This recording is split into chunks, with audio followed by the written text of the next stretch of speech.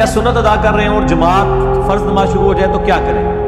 اگر تو آپ مطلب آخری رکعت میں ہیں تو فوراً سے یعنی تشہد تک پہنچیں اور محمدن عبدہ و رسولہ کے بعد صرف چھوٹا سا درود شریف پڑھیں، اللہم صلی علی محمد وعلی آل محمد، اور سلام پھیر دیں، تو آپ کی نماز مکمل ہو جائے گی۔ اور ابھی ایک دو رکعتیں اگر پڑھی ہوئی ہیں اور آپ کو پتہ ہے کہ اس کی وجہ سے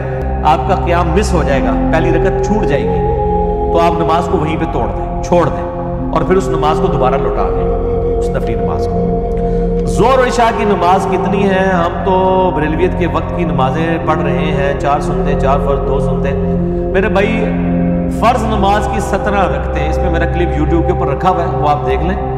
نماز تو فرض وہی ہے، 2 فجر کے، 4 ظہر، 4 عصر، 3 مغرب، 4 عشاء، باقی سنتیں تو ہیں موقتہ۔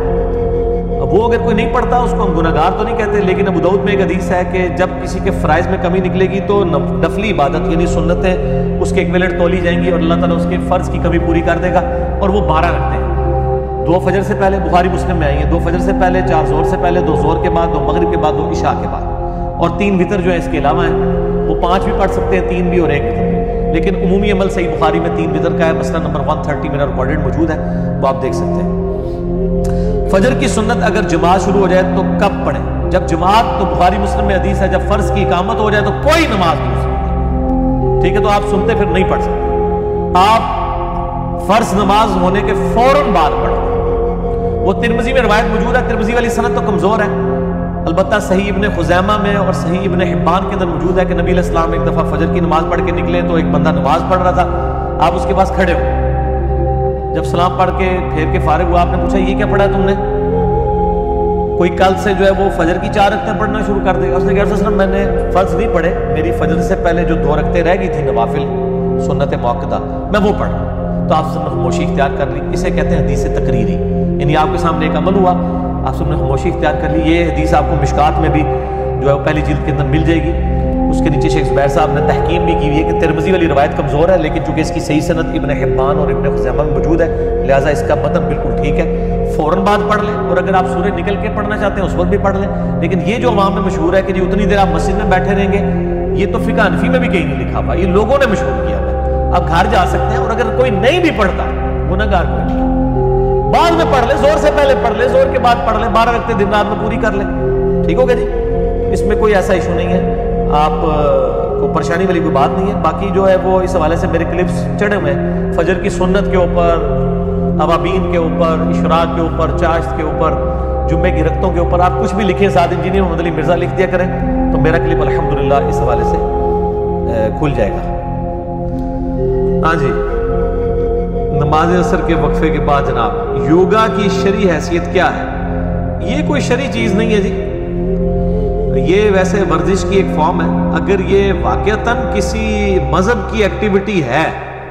اور اس میں کوئی شرکی الفاظ بولے جاتے ہیں پھر تو غلط ہوگا، اور اگر صرف یہ ورزش تک اس کا تعلق ہے تو ورزش کسی بھی فارم میں کی جائے، بلکہ وہ تو طارق جمیل صاحب کے بھی وہ کلپ چڑھے ہوئے تھے، اگلے دن میں نے دیکھے، وہ بھی اس میں ورزش کر رہے تھے اسی طرح، تو اس میں کوئی ایسا مسئلہ نہیں۔ کیا کوئی شخص منت مان سکتا ہے کہ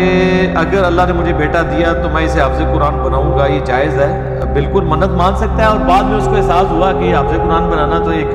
بڑی ازمائش والا معاملہ ہے اور کوئی صحیح مدرسہ نہیں مل رہا، تو اس منت کو توڑ بھی سکتا ہے۔ توڑتے وقت وہ کفارہ ادا کرے گا جو بخاری اور مسلم میں آیا ہے، اور سورۃ المائدہ کی آیت نمبر 89 میں 10 وہ غلام آزاد کرے گا، غلام نہیں آزاد کر سکتا تو 10 مسکینوں کو کھانا کھلائے گا یا 10 مسکینوں کو کپڑے لے کے دے گا، اور اگر غریب ہے تو 3 روزے مسلسل رکھ لے گا۔ نیک مسلمان کی بیوی کیا جنت میں بھی اس کی بیوی ہوگی؟ ہاں انشاءاللہ تعالیٰ، کیوں نہیں؟ وہ تو سورہ المؤمن میں بھی آتا ہے کہ قیامت الدین ہم جو ہے وہ لوگوں کو، جو نیک لوگ ہیں ان کے ماں باپ، بیوی بچوں کو جنت میں ایک جگہ جمع کر دیں گے۔ اولاد اگر وہ نیک تھی اور ماں باپ اس لیول کے نیک نہیں تھے لیکن ڈیٹم لیول انہوں نے کراس کیا تھا، یعنی 33 نمبر لے کے، یہ آج کل تو 40 ہوتے ہیں شاید، پاس ہوئے ہوئے تھے، تو اولاد کی وجہ سے ماں باپ